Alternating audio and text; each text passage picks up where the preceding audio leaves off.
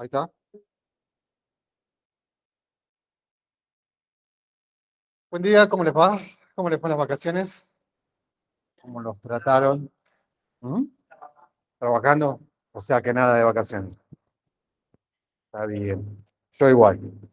Fue poquitas las vacaciones.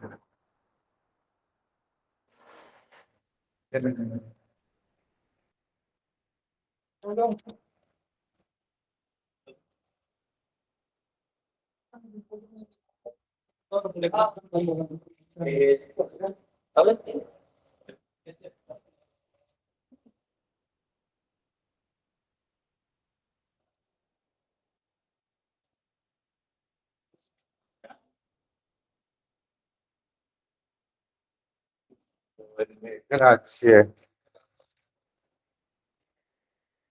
¿Trabajaron? ¿Hicieron los trabajos? No. 5 recibí nada más. 5. 5 trabajos recibí. Y uno estaba copiado. Lo califiqué, pero bueno, para la próxima no. Hagamos las cosas bien. Si vamos a hacer, que hagamos el trabajo individual, no estemos copiando. Pues si no, les voy a hacer lo que aplican los principios legales.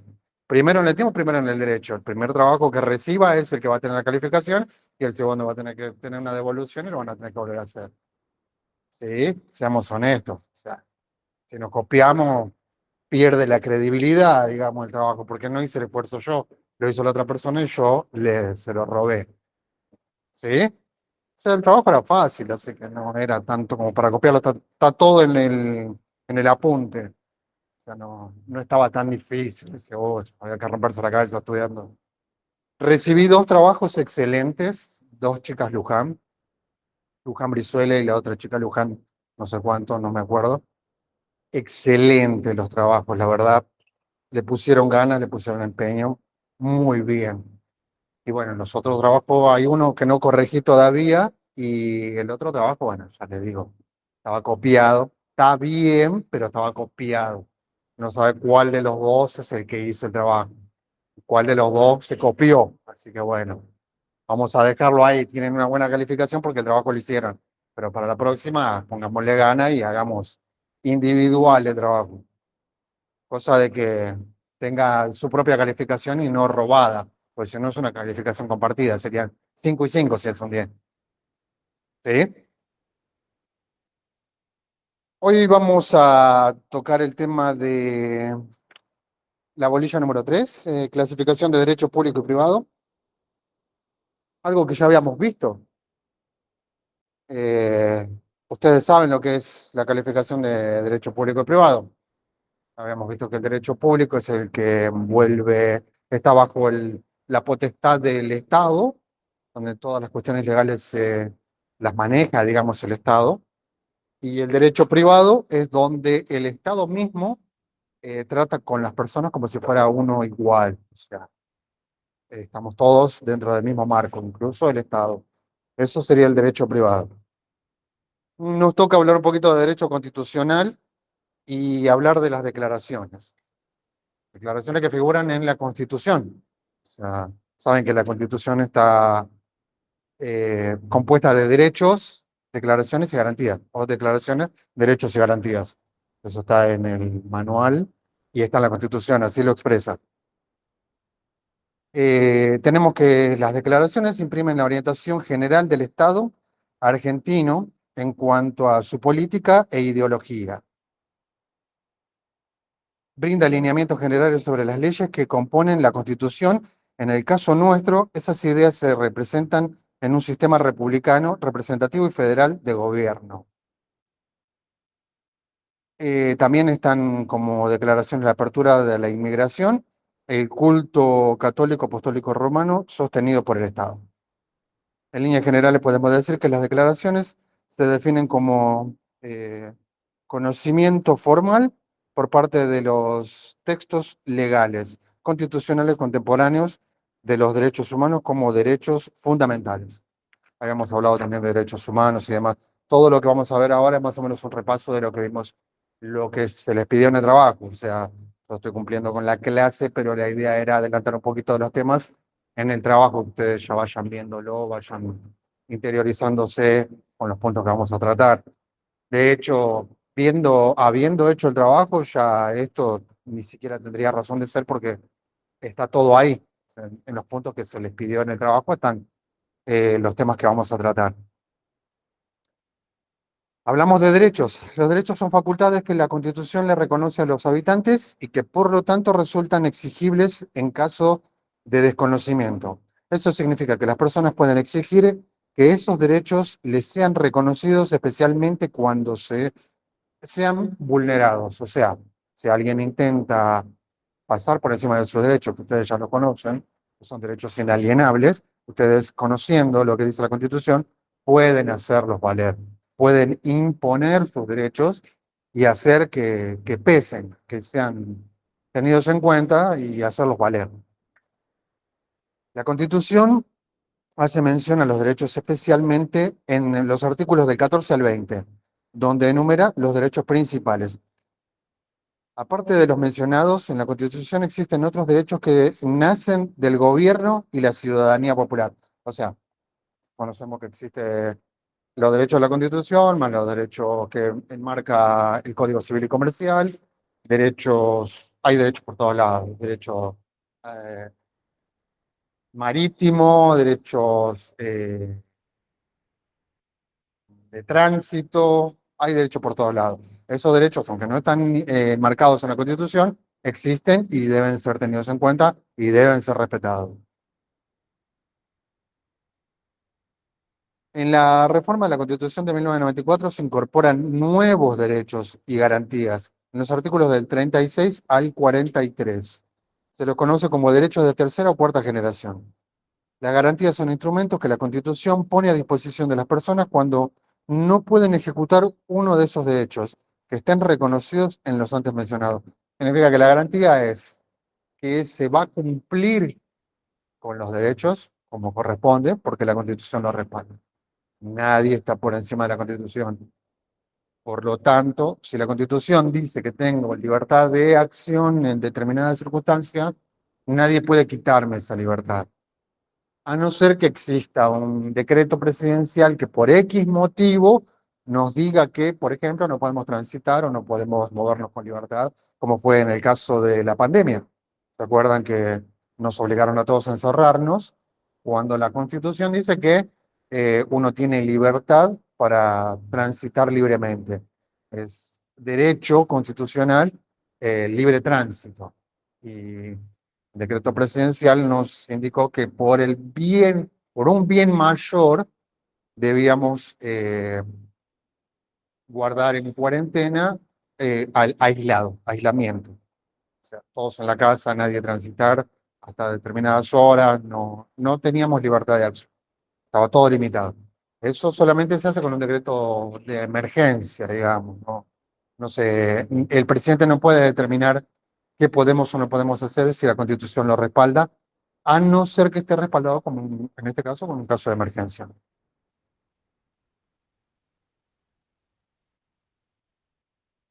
Los ejemplos de garantías son: ninguna persona puede ser arrestada sin orden escrita de la autoridad correspondiente. Ahí tenemos, hay una autoridad que dictamina que por X motivo, en beneficio de algo más, deben detenernos porque cometimos tal vez algún ilícito, ¿sí? Entonces, un juez que está a cargo de esas cuestiones, ¿no? Manda. Claro, también. Pues determina que si hay una moto que no cuenta con los papeles necesarios como para transitar, no debe transitar. No debe transitar hasta que no se ponga al día, que no reglamente sus papeles. Otra de las garantías, otro de los ejemplos de garantía debe ser re- respetarse siempre la defensa en juicio. O sea, nadie puede ir a juicio sin un representante legal. ¿Sí? Y si no tiene un representante legal y está preparado para defenderse a sí mismo, tiene el derecho de hacerlo. Es una de las garantías que nos brinda la Constitución. El otro ejemplo que tengo es el domicilio y la correspondencia. Son inviolables y nadie puede revisarlas sin orden de un juez. Como ven, no hay derecho absoluto. Si un juez determina que la correspondencia de una persona puede ser abierta o debe ser abierta, uno no puede negarse, porque viene de una orden superior, de alguien que está por encima de nosotros a nivel de ellos. A esto se le responde con un habeas data, o sea, es un recurso que se aplica en defensa de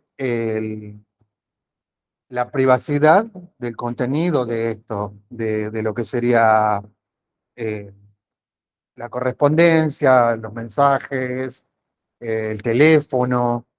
O sea, el recurso de habeas data impide que la justicia actúe arbitrariamente sobre nuestra información, en este caso. Ese también es un recurso aplicable.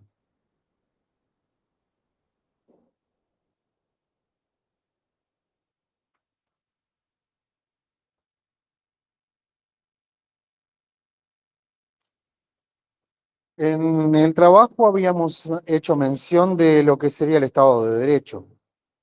No sé si alguien lo vio, si alguien lo sabe, si alguien leyó un poquito de eso. ¿No? ¿Nadie? ¿No leyeron? Nada. ¿No vieron nada del manual en las vacaciones? Nada. Bueno, en tu caso está dispensado porque estaba trabajando, pero ¿alguien más? ¿Nadie vio el manual? ¿Nadie revisó el Estado de Derecho? Era parte del trabajo, chicos. Bueno, vamos a hablar un poquito del Estado de Derecho.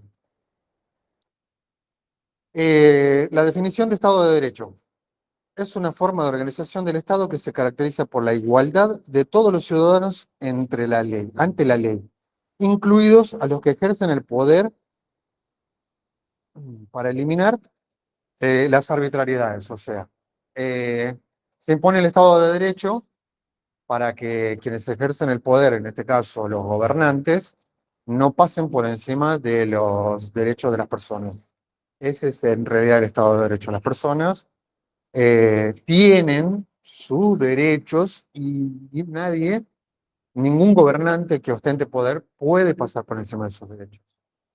¿Se dan cuenta? Así funciona el Estado de Derecho. Por eso nosotros somos libres de expresarnos a favor o en contra de una ideología política, a favor o en contra de una creencia eh, eh, religiosa. Podemos expresarnos libremente, nadie puede decirnos nada, porque es parte de nuestro derecho por ser justamente parte del Estado de Derecho. El concepto nace en el siglo XIX en Alemania y se fundamenta eh, a partir de la idea de que el Estado está por encima de todo, incluso de las leyes. O sea, antes había una monarquía donde el rey decidía por el Estado y por el pueblo. Determinaba qué era bueno para cada uno y qué era malo. Uno no tenía libertad de acción ni de elegir ni nada. Entonces, ante esta situación se vio como una arbitrariedad y se empezaron a tomar medidas para limitar el accionar del gobierno.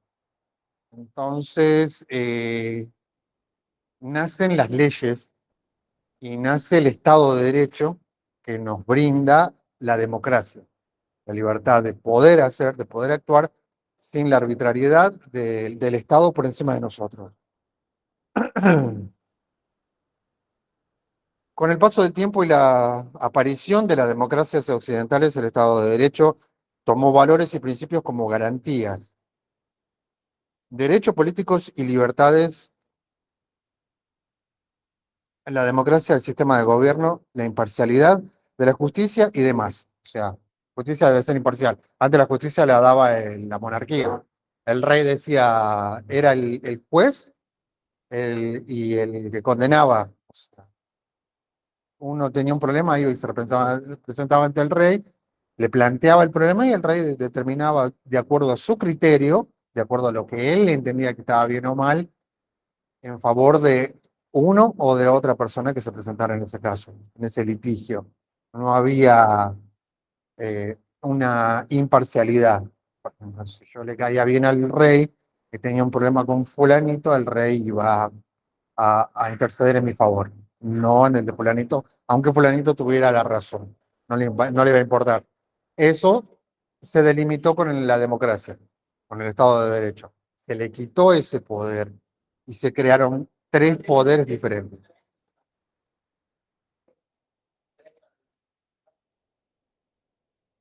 Claro. Buen día. ¿Sí?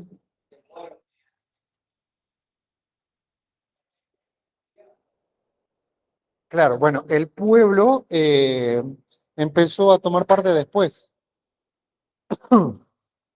Primero era el rey. El rey determinaba qué estaba bien y qué estaba mal. O sea, era el juez en ese caso. Se llevaban las cosas, los problemas ante el rey. Dos personas tenían un conflicto por un territorio y el rey determinaba, eh, de acuerdo a sus conocimientos o lo que creía correcto, para quién era ese territorio o si había que dividirlo o no. Era así. Después el rey forma una corte donde empieza a escuchar consejos de esos cortesanos, quienes le dicen, de acuerdo a su conocimiento, su criterio, estaba formado obviamente por gente grande, que tenía experiencia en la vida, y le decían al rey, desde su parecer, qué era lo correcto e incorrecto. Pero obviamente no había imparcialidad, porque también se podía corromper en la corte. O sea, actualmente también todo se puede corromper, pero tiene un proceso más complejo y aunque muchas veces la justicia pueda resultar corrupta, se trata de impartir lo más acorde a la justicia posible. Recuérdense que justicia es dar a cada uno lo suyo, o sea, la constante y perpetua voluntad de dar a cada uno lo suyo. De eso se trata todo esto. La definición de Estado, según la ONU, dice que es aquel donde se puede ver un principio de gobernanza en el que todas las personas, instituciones y entidades públicas y privadas, incluido el propio Estado, están sometidas a leyes que se promulgan públicamente, eh, se hacen cumplir por igual y se aplican con independencia. O sea, se aplican para todos por igual y se aplican con independencia. Por eso los tres poderes. Los tres poderes trabajan juntos, pero independientemente de cada uno del otro. El poder ejecutivo puede ser juzgado. O sea, el presidente puede ser juzgado por la Corte Suprema previo a aprobarse en el Senado el juicio político. ¿Se dan cuenta? O sea, no hay personas inalcanzables para la ley.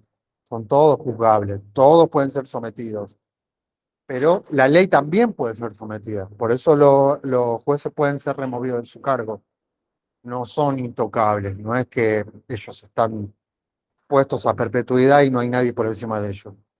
Nadie está por encima de la Constitución. Y si un juez comete irregularidades que atentan contra los derechos enmarcados en la Constitución, puede ser removido de su cargo. Y también son sometidos a juicios políticos.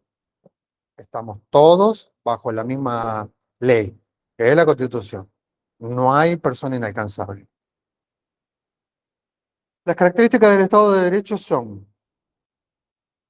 no, esto no se lo voy a decir. Esto van a trabajar ahora ustedes, porque era parte del trabajo, y yo lo tengo acá, se lo voy a pasar después, pero primero ustedes van a sacar una hojita y van a buscar en el manual o en Google, van a trabajar de dos en dos y van a buscar cuáles son las características del Estado de Derecho. Son cinco características del Estado de Derecho y quiero también que me busquen los cinco elementos de un Estado de Derecho. Trabajan de dos en dos, tienen media horita y cuando terminen me lo van presentando. Al finalizar el trabajo, yo se los voy a decir, les voy a decir cuáles son las cinco características y los cinco componentes. Me van a buscar, ya te digo bien, para no estar equivocado, las cinco características del Estado de Derecho y los cinco elementos de un Estado de Derecho.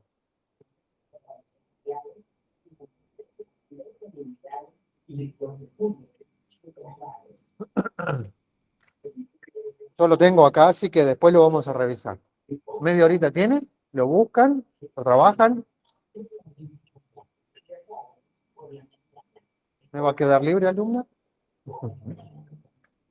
Cinco características del Estado de Derecho.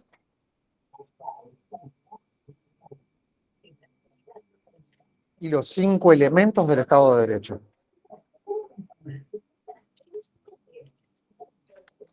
Del Estado de Derecho.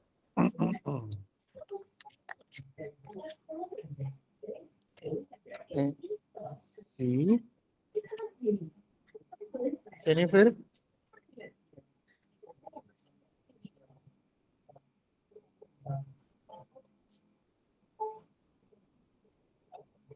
hablando alumna Jennifer.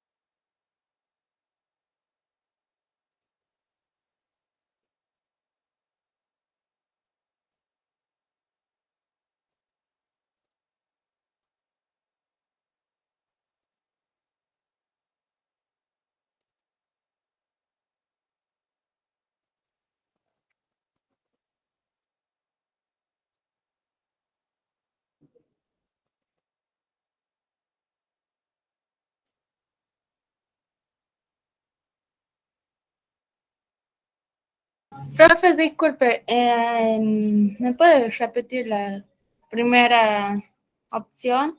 Que antes de 5 características del Estado de Derecho.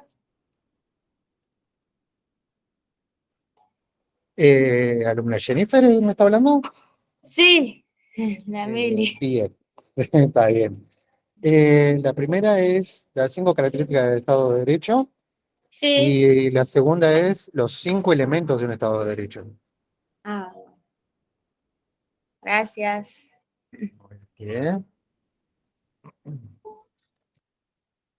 Van a encontrar que las 5 características y los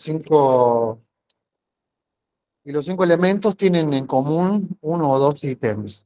Ustedes igual los pueden mencionar porque si bien es cierto, son características, son elementos también y van de la mano. Así que no se sorprendan si en característica y elemento encuentran una o dos cosas que sean similares.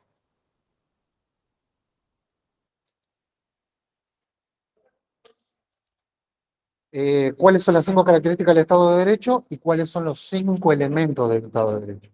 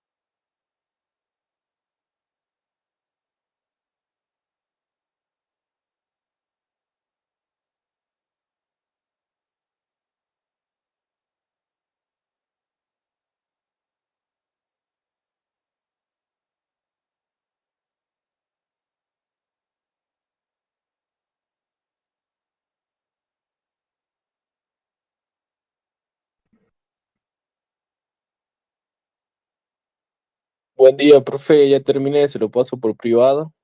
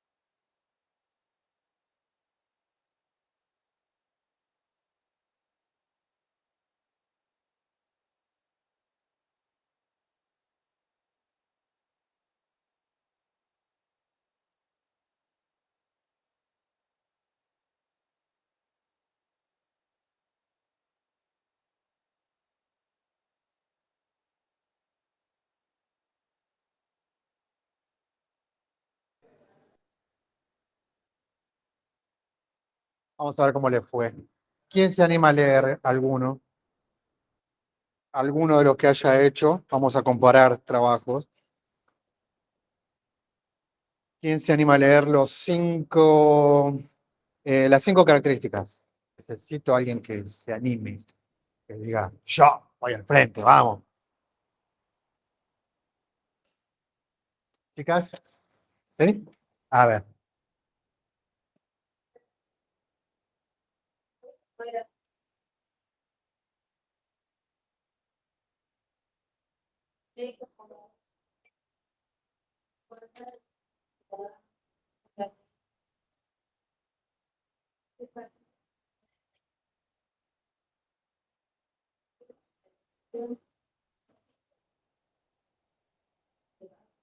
Bien, ¿escucharon?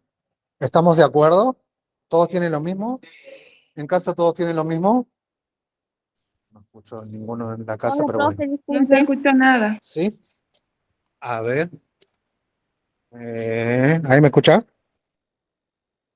Profe, yo tengo acá, yo busqué de características de un Estado de Derecho Sí. y bueno, ya se lo leo. La primera dice, ley como valor supremo. Ajá. La 2, igualdad de todos los ciudadanos ante la ley. Sí. La 3, separación de poderes. Sí. 4, participación de las adopciones de decisiones. Sí. Y la 5 dice, transparencia de en los procedimientos legales. Perfecto. Ahí entonces estaríamos coincidiendo con la compañera. El resto hizo lo mismo. Coinciden con lo que escribió la compañera. Estamos iguales. Bien, es correcto. Esos son las características del Estado de Derecho. Ahora vamos a pasar a lo que sería los elementos de un Estado de Derecho. ¿Alguien que se anime a leerlo? ¿Sí? Bien, a ver, compañero.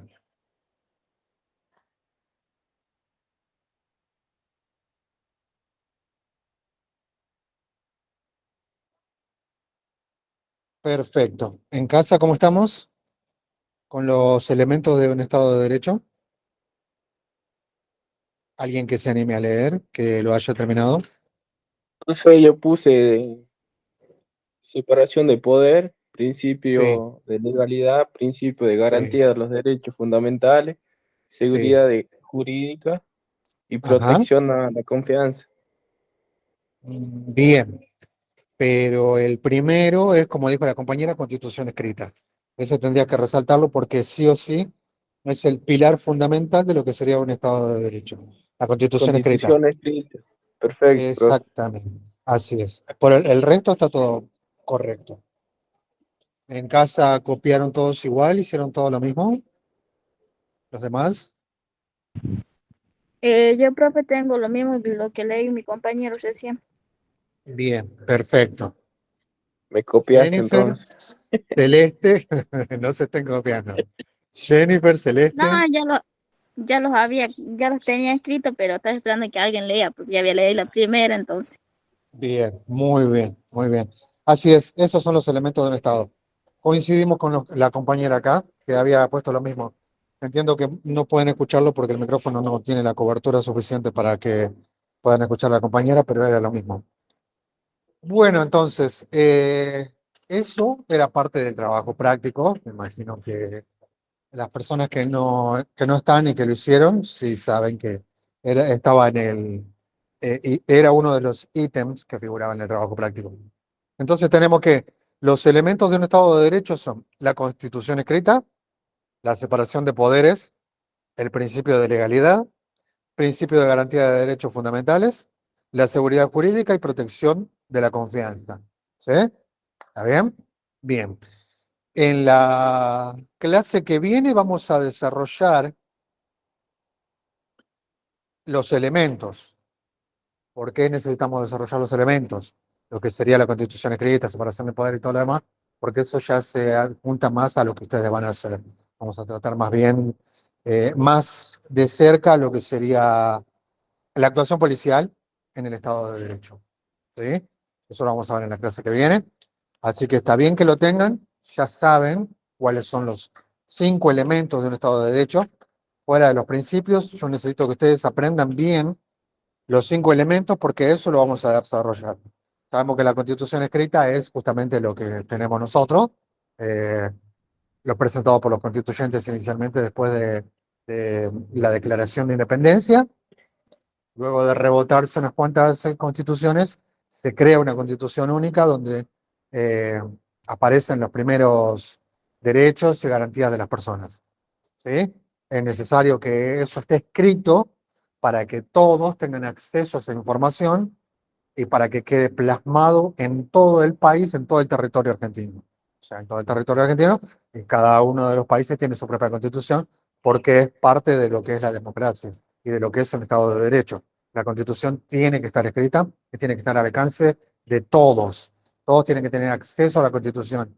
Incluso hay lugares donde se la dan gratis a la constitución. Acá, por la encuadernación, por muchos factores que a las gráficas les conviene, lo venden. Pero la Constitución, al igual que la Biblia, debería ser gratis, porque ustedes necesitan tener acceso a lo que son sus derechos y sus garantías. Cuanto más empapados estén en sus derechos, menos vulnerables van a quedar ante el Estado y ante cualquier fuerza que quiera infringir eh, poder o presión sobre ustedes. ¿Sí? Eso es fundamental. La separación de poderes es lo que hablamos temprano. La separación de poderes tenemos el poder ejecutivo, el legislativo y el judicial. Sí o sí es necesario que los tres trabajen independientes para que ninguno tenga coerción sobre el otro, no intervenga en las actuaciones del otro poder y de esa manera, al ser independientes, trabajan, se entiende, de manera más imparcial. Es lo que se busca, la imparcialidad de los poderes. Que a la hora de tomar una decisión, sea cual fuere el poder que está actuando, lo haga de forma imparcial, sin la coerción del otro poder que esté metiendo presión. Por ejemplo, lo último que se vio es cómo el Poder Ejecutivo quiere remover el Poder Judicial solamente porque no le gustó alguna decisión que haya tomado. Eso es incorrecto. Eso no lo pueden hacer. Para hacerlo hay que llevar a juicio político a los jueces, y es la Corte Suprema. Para que a la Corte Suprema se le haga juicio político, tiene que tener la mayoría de votos del Senado. Eso no lo van a conseguir porque el Senado no está al 100% de acuerdo con la remoción del Poder Judicial. Entonces, como verán, cuando hay un conflicto entre poderes, no se logra un punto en común, por lo tanto las medidas no se cumplen. Lo que busca uno de los poderes no se ejecuta porque no tiene la aprobación de los otros dos poderes. ¿Sí? Eso sería en la separación de poderes. Los principios de legalidad. El principio de legalidad se refiere a que todo tiene que estar cubierto por la ley. Todas las acciones tienen que estar protegidas y cubiertas por los derechos y por las leyes. Todo. O sea, el principio de legalidad es que todo lo que uno hace tiene que ser dentro del marco legal. Sea lo que fuere que uno haga, tiene que ser dentro del marco legal. Por eso es el principio de legalidad. Si nos mantenemos dentro de lo que dictan las leyes, tenemos menos posibilidad de cometer errores y de, por lo tanto, ser castigados o sancionados. ¿Sí? El principio de garantía de derechos fundamentales es lo que hablamos cuando hablamos de garantías. Las garantías existen para que nuestros derechos tengan validez, para hacer valer nuestros derechos. Que no haya arbitrariedad, que nadie se pare encima de nosotros, que sabiendo los derechos que amparan la Constitución, nadie pueda pasarnos por ahí encima por mucho poder que ostente. Nadie está por encima de la Constitución y eso es fundamental que lo entiendan. La seguridad jurídica y protección de la confianza. La seguridad jurídica es lo que hablamos. La seguridad jurídica es lo que ustedes van a tener que cumplir. El juez, la ley, determina que cada ciudadano tiene que estar cubierto, tiene que estar protegido, merece una defensa justa, merece protección de sus datos, merece protección de su identidad, merece protección de su propiedad privada, todo eso corresponde a la seguridad jurídica. La protección de la confianza es justamente eso, lo que hablamos. Los datos son inviolables. Solamente la orden de un juez puede determinar que uno debe entregar los datos. Y ante eso también existe una protección que es parte de la garantía, como el habeas data. El habeas data me cubre, me protege, si es aprobada, de que yo tenga que compartir mi información privada con nadie. Así sea el juez. Se aprueba el habeas data porque todo recurso tiene que pasar por un proceso. El proceso requiere de aprobación. Si la aprobación del habeas data es correcta, el juez no tiene por qué atentar contra nuestra privacidad. ¿Sí? Nuestros datos, nuestra información, lo que compartimos con los demás, sea tanto por mensaje, por carta, no se puede violar. Eso es inviolable. ¿Sí? Salvo que, bueno, el juez determine que encuentra errores que pueden ver a esa persona envuelta en algún ilícito, entonces necesita saber si es correcta o no su afirmación y va a pedir, mediante una orden, que esa información sea revelada, pero solamente a él o a su grupo, al grupo que trabaja con el juez, o sea, los que están encargados, a los peritos, encargados de indagar en lo que sean los datos. ¿Sí? Ahí es donde nace la protección de la confianza. La confianza es inviolable. Si ustedes no pueden confiar en una fuerza pública que los defienda, no pueden confiar en nadie. ¿Sí? Entonces, ahí entra el rol del policía. Cuando les decía que el ciudadano siempre va a buscar refugio en ustedes, es porque ustedes son la representación de la ley, la representación más cercana de la ley. Ustedes van a ser para el ciudadano quienes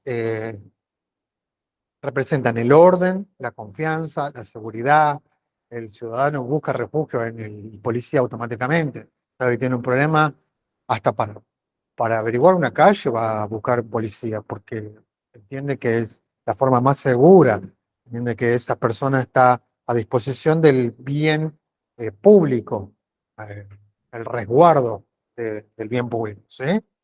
Entonces, ustedes como representantes de la ley tienen la obligación de respetar la confianza del ciudadano hacia ustedes.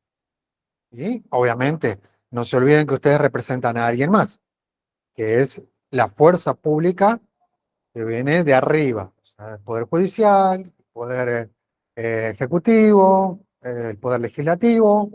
Ustedes representan esos poderes en una sola persona. No se puede actuar sin una orden directa de uno de esos poderes. Mayormente todo viene de la orden judicial, del Poder Judicial. Los otros poderes no van a tomar acción sino por medio del Poder Judicial. Como el Poder Ejecutivo decide algo, para que se ejecute, tiene que hablar con el Poder Judicial, tiene que enviar la petición al Poder Judicial, y si el Poder Judicial lo aprueba, recién se efectúa. ¿Sí? Así trabajan los tres poderes. Por eso son independientes, pero a su vez trabajan juntos. Están entrelazados. Ninguno puede pasar por encima del otro. ¿Sí? Bien, esto entonces era parte de lo que vimos en el trabajo práctico, que muchos me van a deber. Así que van a poner manos a la obra porque esos trabajos prácticos que les voy pidiendo para que hagan en la casa son a modo de examen parcial, digamos. Os voy viendo cuánto ustedes van avanzando. Les voy haciendo las correcciones, ustedes van corrigiendo el trabajo, lo van mejorando. Yo no les pongo un puntaje final hasta que no esté 100% terminado. Para que esté 100% terminado, ustedes tienen que corregir los errores que presentan en los trabajos también. Se me mandan el trabajo, yo lo leo. Si encuentro algún defecto, le digo, mira, acá hay que corregir, esto hay que modificarlo, no se condice con lo que te pedí, o fíjate que acá puede haber algún error. Una vez que se corrigen esos errores, que lo corrigen ustedes, que lo envían ya listo al trabajo, recién les doy la calificación. Es para que ustedes vayan teniendo un parcial de su avance, ¿sí? Traten de leer lo que yo les pido, lo que les voy pidiendo, traten de leerlo, traten de empaparse en el tema, porque es para bien de ustedes, porque esto es un precurso, digamos. Ustedes van a tener un curso más intensivo a la hora de que vayan a hacer el ingreso. Y todo esto que vieron ahora, que es a modo de repaso, lo van a ver en más profundidad y quizás los profesores sean un poco más exigentes, que lo son.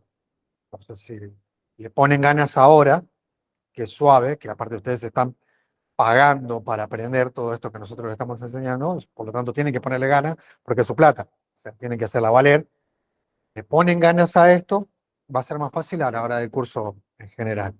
Entonces va a haber menos posibilidades de que desaprueben. Así que traten de leer, traten de interiorizarse con el manual, de hacerse amigos del manual, porque en el manual está todo lo que le tomamos nosotros, todo lo que le van a tomar. Está todo ahí. Háganse amigos del manual. De cada materia que les van dando, lean y aprendan. Intenten entenderlo. Si tienen alguna duda, quieren preguntarme, pregunten. A mí no me molesta. Fuera de trabajo, la duda que ustedes tengan me pueden preguntar. Tienen mi número, me escriben un WhatsApp, profe, tengo una duda sobre esto, yo los voy a ayudar. ¿Sí? Pero no se queden nada más con lo que te reciben en clase. Lean. Es importante que lean, que ustedes entiendan. De ahí que yo les pido los trabajos prácticos. El trabajo práctico los obliga a ustedes a leer, a investigar, a buscar las respuestas. El trabajo práctico terminado, bien hecho, muestra que hubo voluntad del alumno por aprender. Buscó, indagó y dio una respuesta acorde a lo que se le pidió. ¿Sí? Entonces no se queden con eso. Continúen avanzando con el manual. Para la próxima clase, como les dije, vamos a ver lo que es el Estado de Derecho policial. La actuación policial en el Estado de Derecho. Yo ahora avancé con la bolilla 4, hablando del Estado de Derecho como definición, pero más en la próxima clase vamos a hablar de la actuación policial en el Estado de Derecho. La organización del sistema democrático argentino dentro del Estado de Derecho. O sea, Vamos a hablar sobre el país y cómo está compuesto el sistema democrático dentro de nuestro país. Eso ustedes lo van a tener que entender porque va en función a lo que van a desempeñar. El derecho a la seguridad humana y los derechos humanos. El derecho a la seguridad humana es donde ustedes más injerencia tienen, porque van a estar ahí para eso, para cumplir esa función. El derecho, la defensa del público, ¿sí? La defensa del ciudadano común, la defensa del ciudadano promedio, digamos, aquellos que buscan refugio en la ley.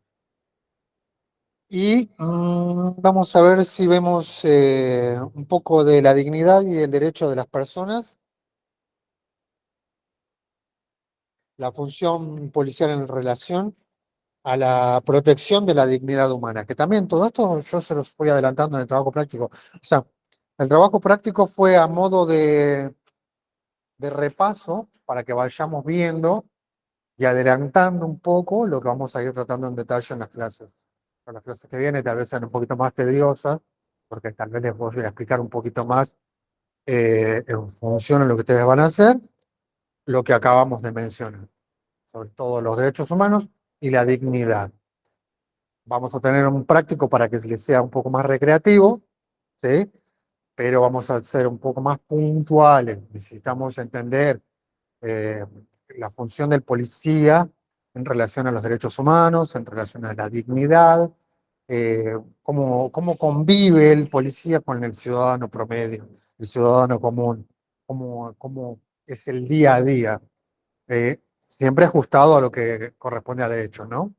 Entonces, eso lo vamos a ver la clase que viene. Y ahora vamos a hacer un pequeño práctico más y los dejo en libertad. ¿Sí?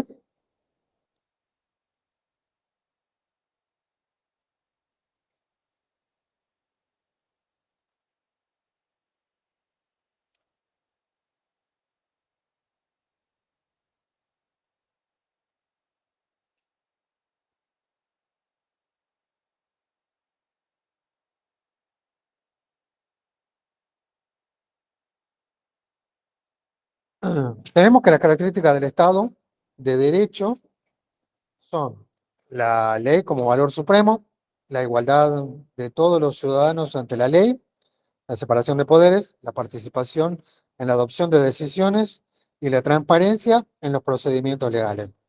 Lo que habíamos visto con referencia a las características del Estado de Derecho, ¿cierto? Bueno, yo quiero que me expliquen cómo sería la participación en la adopción de la toma de decisiones. Participación en la adopción de decisiones. ¿Sí? Eso corresponde a la parte civil más que nada, o sea, a las personas en general. La participación en la adopción de toma de decisiones. ¿Sí? ¿Cómo ustedes entienden que lo ven? ¿Cómo ustedes interpretan eso? ¿Qué creen que es? ¿En qué punto se manifiesta más? Hay un punto clave en donde la toma de decisiones queda más expuesta a nivel general. Ese punto clave, ustedes lo tienen que saber. Es muy sencillo, es muy fácil, pero quiero que ustedes me lo expliquen. Quiero que ustedes, y acá van a participar todos. Uno yo les voy a ir preguntando, a ver si coincidimos, a ver si estamos todos de acuerdo, a ver si tienen algo más para agregar. Tienen 10 minutitos y hablamos del tema. ¿Sí? Profe, disculpen, ¿puedes repetir Sí. cómo tengo que buscarlo? La participación en la adopción de decisiones. Participación en la adopción de decisiones. ¿Cuál es la característica del Estado de Derecho? La participación de adopción de decisiones. Es muy simple, no tiene mucho misterio y se ve, bueno, no, si digo algo más, va a quedar en evidencia lo que le pido. Dale.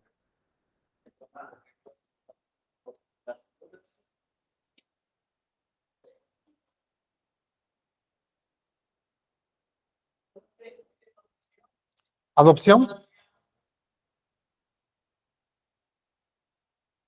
Participación en la adopción de decisiones.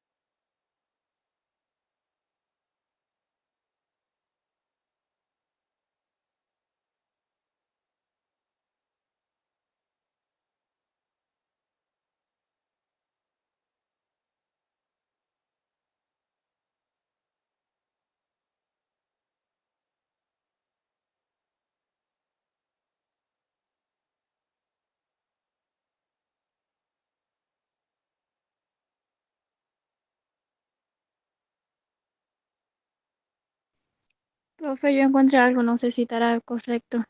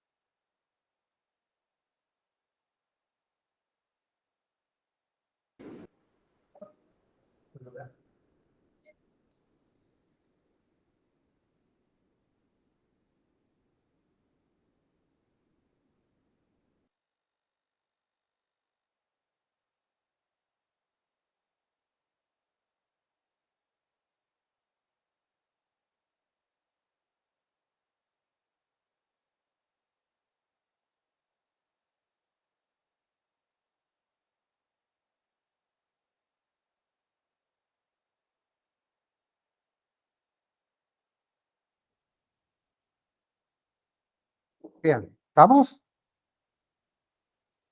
¿Sí? ¿No? Profe, yo encontré algo, no sé si estará correcto. A ver, Fiamma, Dice, decime. Sí. se le dice, puede mejorar la calidad y la aceptación de las decisiones, fomenta la motivación y la autoestima de los trabajadores y mejora las relaciones interpersonales con los empleados. Pero lo que preguntamos era cuál era, a ver, ya te voy a decir, la participación en la adopción de decisiones. O sea, esto es a nivel general, total, del civil, ¿entendés? O sea, la participación general de la persona en común. O sea, en dónde más se ve representado? O, por ejemplo, Profe, hay que, profe, sí, yo puse la toma de decisiones, el proceso mediante el cual se realiza una elección entre las opciones o ahí formas está, para resolver diferentes situaciones de la vida, en ahí diferentes está. contextos a nivel laboral, familiar, personal, sentimental, empresarial, utilizando metodología cuantitativa que brinda la administración. Ahí está, ahí está, ahí está. ¿Entendiste entonces, Fiamma? Ahí tu compañero Matías lo resolvió. Ese sería uno de los principales, el más importante de todos es justamente el comicio, llamado comicio, las votaciones. Ese nos incluye a todos y es una toma de decisión general donde se elige quién va a ser el representante del pueblo, presidentes, gobernadores, intendentes y demás. Sí, sí, ya entendí lo que dijo mi compañero, estaba más abajo. Disculpe. Bien, bien, bien, Me debe la perfecto. coca, entonces. Bien, entonces, ¿cómo quedamos? ¿Ustedes quedaron perdidos? Pero no encontraron. A ver, ¿dónde se quedaron? ¿Eh? Sí, ya me acaban de decir. Los del virtual, todos los que están en virtual participaron. No, ¿dónde ustedes ven que se aplica esa definición? O sea, hay que dar un ejemplo. Claro, ¿dónde lo ven ustedes? O sea, Por ejemplo, cuando el yo le libro pregunté a la de compañera, ella educación, claro, otro más hacia algo parecido. exacto, claro. O sea, hay decisiones generales que se toman, que toma el pueblo, ¿no? Que toma la mayoría del pueblo, o que toma un sector del pueblo. Claro, también, pero ahí no tanto el pueblo, ahí mayormente es los representantes del pueblo.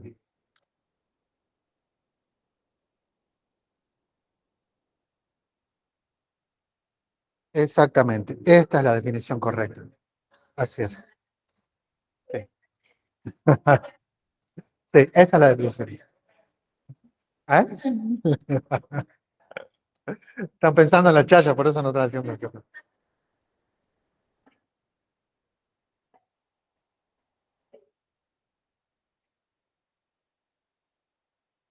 Así es. Bien. Cuando hablamos de la adopción de decisiones, es cuando se adopta, o sea, adopción, adoptar en general para todos, una decisión que se haya tomado por la mayoría. O sea, se nos llama comicio cada 4 años para elegir quién va a ser nuestro representante general, que es el presidente, y va a ser la cara visible de lo que es el país para el resto del mundo. Nosotros, más allá de eso, tenemos que otorgarle la posibilidad de que esa persona tome decisiones por nosotros, tanto económicas como políticamente, ¿sí? Para eso se nos llama a votación. Ahí, luego de la votación y cuando se calcula la mayoría, se adopta lo que dice la mayoría del pueblo y se aplica. O sea, tenemos 3 o 4 representantes que se presentan a comicio y el pueblo, de acuerdo a la afinidad que siente con uno de esos representantes, elige. Gana el que tiene la mayoría.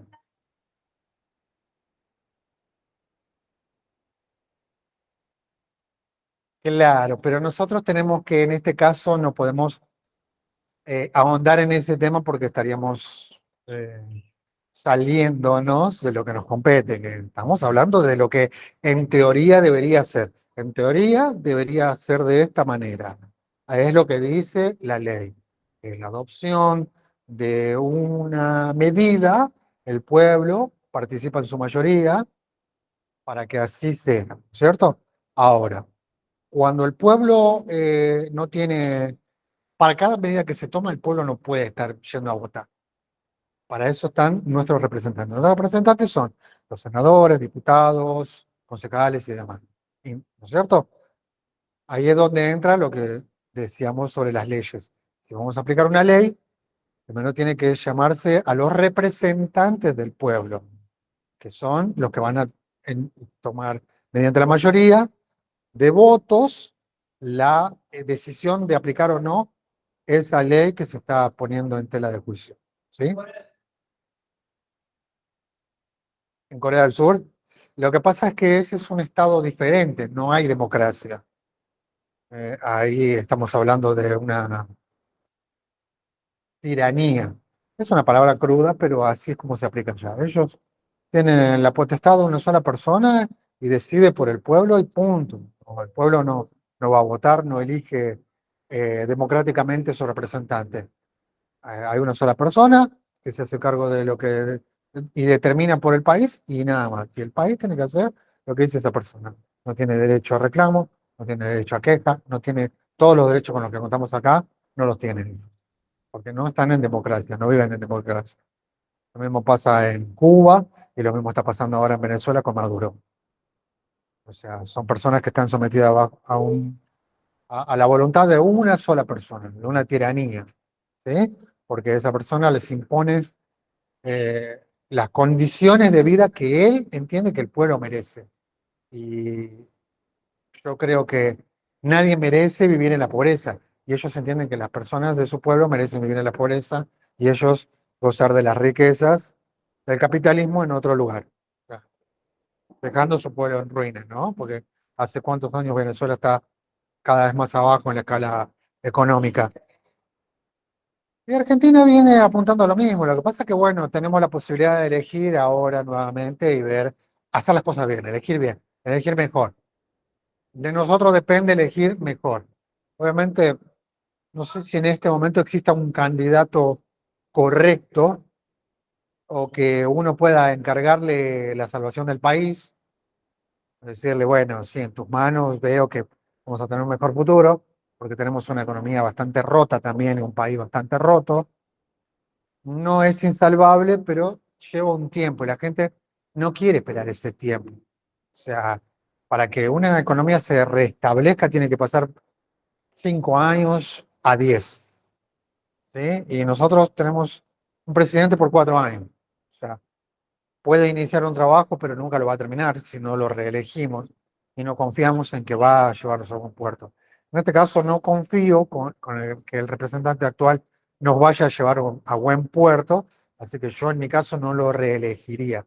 No sé ustedes, pero si vamos a votar, votemos a conciencia, votemos bien, no por colores, no porque yo me siento identificado con tal partido, voy a votar por este, porque me simpatiza y porque me crié con esta ideología. Veamos, pongamos en la balanza, qué nos ofrece, qué nos propone, qué ideas tiene, se ajusta a lo que el país necesita.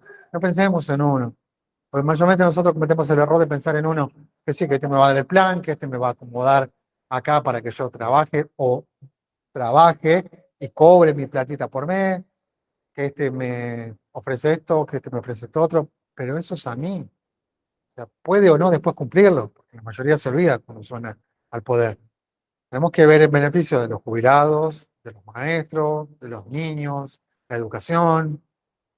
Hay muchas cuestiones que ver, la economía. Hay muchas cuestiones que ver a la hora de elegir. Como la mayoría elegimos con el corazón, ¿eh? Me cae bien, voy y lo voto. ¿O no? Me cae bien esta persona, voy y la voto. No me cae bien. Pero después su propuesta resulta que no era tan buena. Y terminamos con un país como el que terminamos. Eso nos brinda el Estado de Derecho. O sea, nosotros tenemos el Estado de Derecho, pero como bien mencionaba, que Corea del Sur no tiene. ¿Eh? Esos errores los podemos cometer gracias al Estado de Derecho. Son errores y son beneficios de aprender de los errores propios. ¿Eh? La verdad que no tengo ni idea, no me fijé cuándo es fecha de elecciones. Sé que es este año. Ya van a empezar con el rollo de las campañas, nos van a aturdir, vamos a estar viendo un partido de fútbol y van a salir con campaña por todos lados. Levantó una tapita en el piso, bote fulanito, bote menganito. Se aburren con eso, pero bueno, es así. Milei tiene sus pros y sus contras. Milei tiene ideas racionales y su conducta es irracional. Cuando una persona tiene esa bipolaridad, da bastante que pensar. ¿Estará capacitado para hacerse cargo de un país? Una persona que se vuelve irracional ante algunas preguntas o ante algunas cuestiones.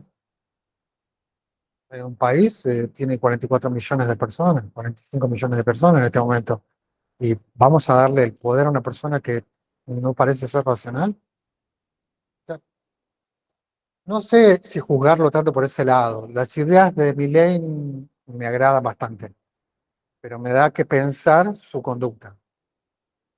Tendría que ser un poquito más medido, tal vez le falta un poquito más de temple, tal vez tendría que esperar 4 años más, de rodar 4 años más haciendo campaña y política para él madurar como persona. ¿Puede llegar a ser un buen mandatario? Puede, pero me parece, a mi entender, que le falta un poquito más de maduración. poquito más de golpearse, de entender que tal vez las cosas no se resuelven de forma iracunda. Hay otros caminos. Y más en la política. En la política nadie se agarra a las trompadas, nadie insulta a nadie.